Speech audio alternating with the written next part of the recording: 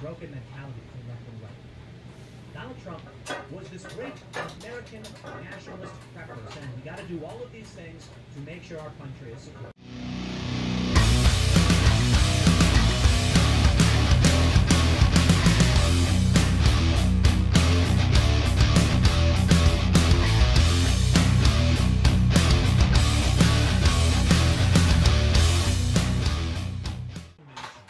It's been a while since I've done one of these longer videos because I haven't been able to think of a topic, and I got this peach of a comment.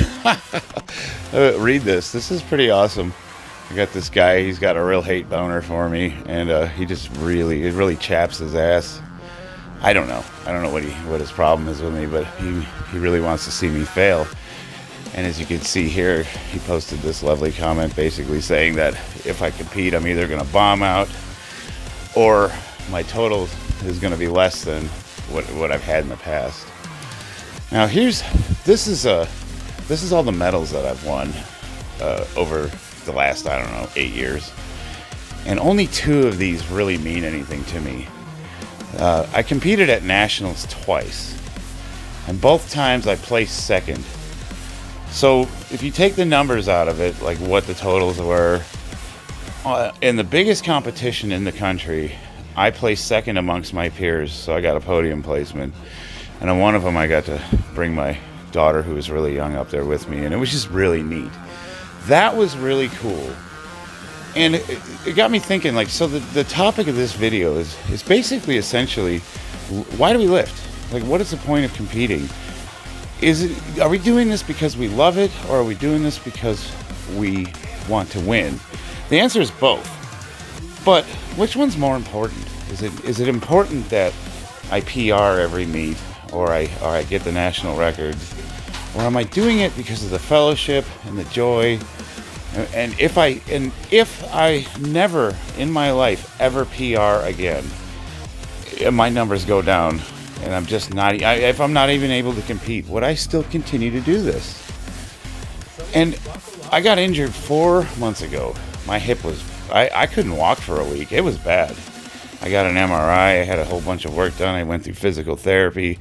It was a rough road getting that barbell back on my back. So the fact that I'm still squatting, it really put things in perspective for me. You know, before, it was either I was going to squat 600 or I was going to die trying. And now, you know, after a few months of working my ass off and getting just back over to 500 pounds, I am just grateful. I am so grateful that I'm just able to do this still. And I don't know, maybe I will bomb out this meet. I'm a little shaky on some of these lifts. When I'm benching, I have this proclivity for lifting my ass off the bench. That's red light automatically. When I'm squatting, depth is an issue. I mean, I hit depth, but it's a real grind to get out of the hole. That's a red light.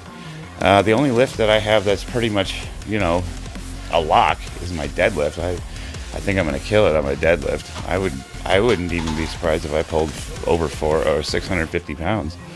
I get really amped up at meets, so I have this, I'm just able to lift more. But that doesn't correct my form issues.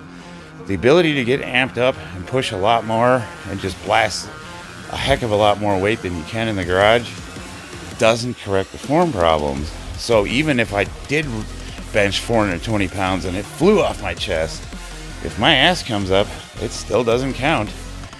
So it doesn't matter. Here's the thing. On April 9th, I'm going to spot at a local meet. And I'm going to see all the people I haven't seen in months. And we're all texting already, and everybody's excited. They're going to, oh man, you're going to be there? Oh, that's so awesome. Are you competing? No, I'm not natural. I can't compete in a tested meet. Oh, are you still lifting? No, my shoulder is out. I'm going to be refereeing. And all these guys, for whatever reason, we're not lifting, but we're still going to be there. And here's what I love about powerlifting. When you go to these meets, everyone is so supportive. Like, you're even hyping up the guy that's going to beat you. You're amping him up. You're like, you got this, brother. And this guy's going to go out there and he's going to, you know, smash what you just did. And you're going to congratulate him, and it's going to be awesome. And then we do this other amazing thing. At the end of the meet, when it's all done, whether you won or lost, most of us will stick around and we'll watch the awards and we'll congratulate everybody, and you exchange numbers, you network, you talk about your training.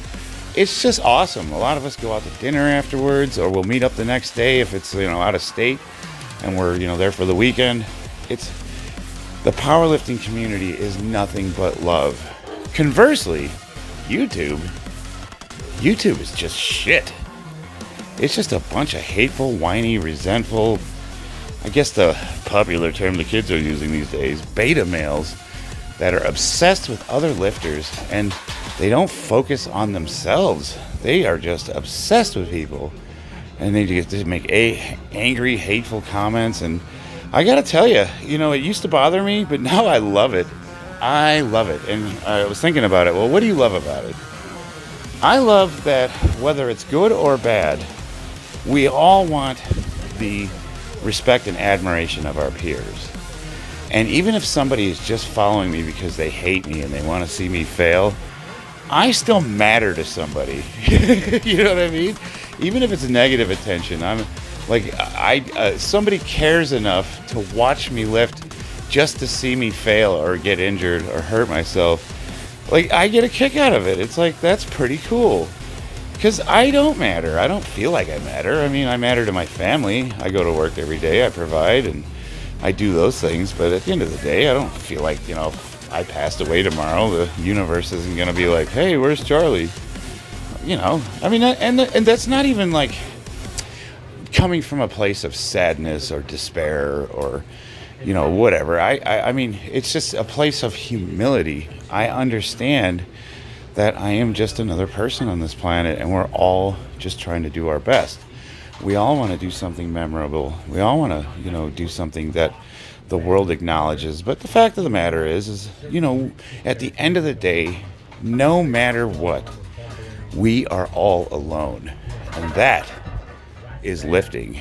When I come out into the garage and I put those wrist straps on and I get the chalk in my hands and I get under the bar, the only thing I'm focused on is feeling that weight. And I'm thinking about my breathing, and I'm focused on my form, and the weight is crushing. And for a second there, I wonder, am I going to be able to even do this? And then magically, the bar goes down, the bar goes up, and it goes up with force. And then you realize, I got this. And then the weight becomes lighter. You ever notice when you're working out, your warm-up sets sometimes feel heavier than your working sets? And when you're warming up, you think, God, I don't even know if I'm going to be able to do this today. And some days, maybe you won't be able to do it. I had a day like that the other day. It just, everything hurt and everything was heavy, and I decided to call it early. But then other days, as soon as I do that working set, it flies up so fast, I'm ready to go. I'm amped. I'm fired up. And I want to just train my ass off. And sometimes I got to go, hey, reel it in there, buddy. Reel it in. So the answer to the question, or the comment rather that was posed, is I don't care if I win or lose. I really don't. The records would be awesome. So I entered Masters full power. I entered Raw full power. And I cross-entered each lift individually. So that means if I do bomb out on squats, I'm still competing for deadlifts and bench. And if I do bomb out on bench, I'm still competing for deadlifts. The individual records are separate from the raw or the full power records. So that means if by some miracle I complete all 3 lifts, I could literally sweep up the entire Nevada state records section for Masters across the board. I'll walk out of there with 4 first place medals and all the Nevada records. And that's really not super impressive. I mean, those records aren't that high by the open standards. But I also cross-entered open. You know why?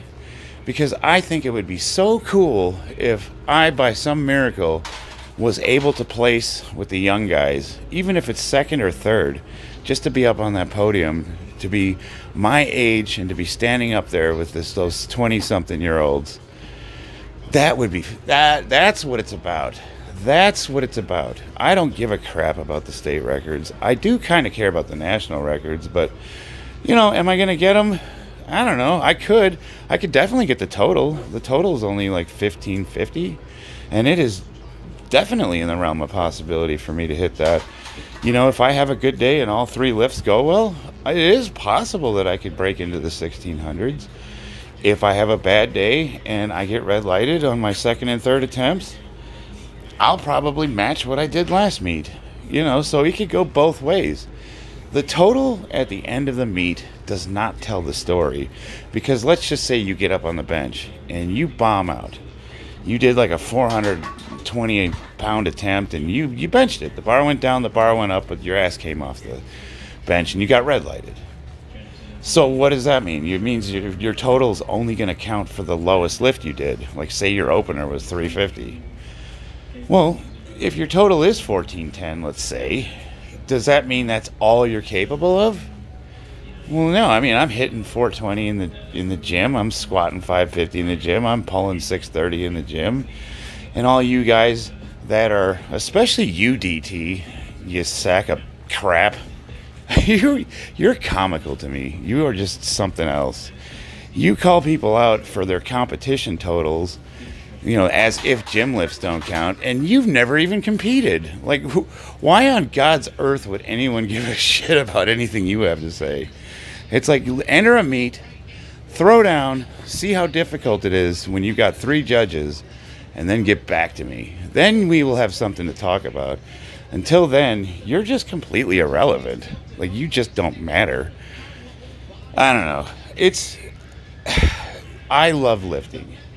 I'm going to die with a barbell in my hands. I like to box. I'm not that great of a boxer. I like to hike. I'm not that great of a hiker. I like to bicycle ride. I'm not that great of a bicyclist.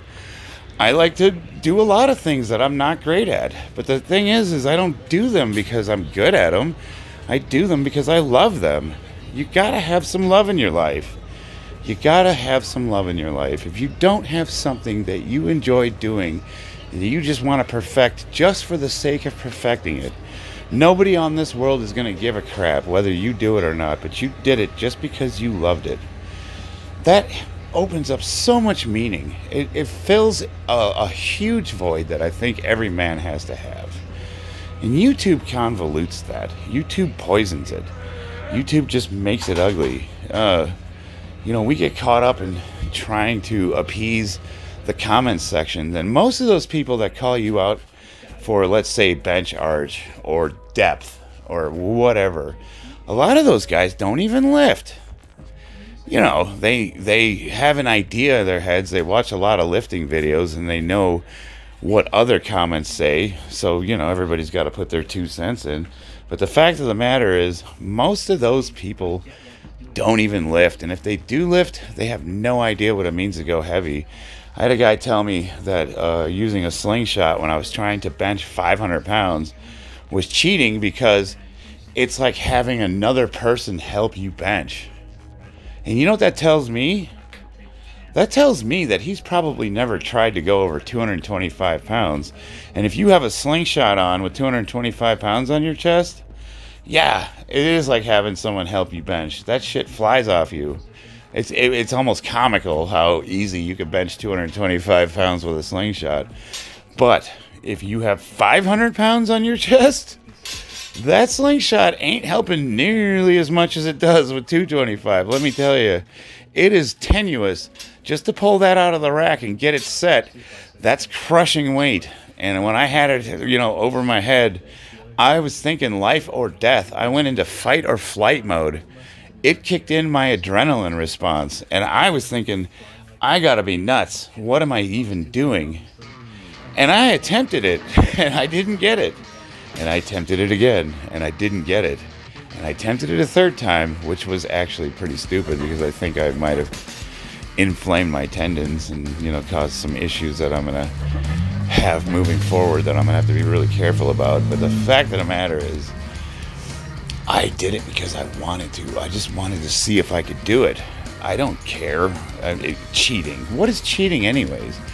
I mean, you guys have to understand, like, when you're training, you're not competing against anybody. You're trying to improve the lifts that you're going to use on the platform. It's like doing sets of curls, or, you know, using a leg press machine or a pull down. You're like, what are you cheating? I don't get it. Like, it's training. You're trying to get muscles stronger.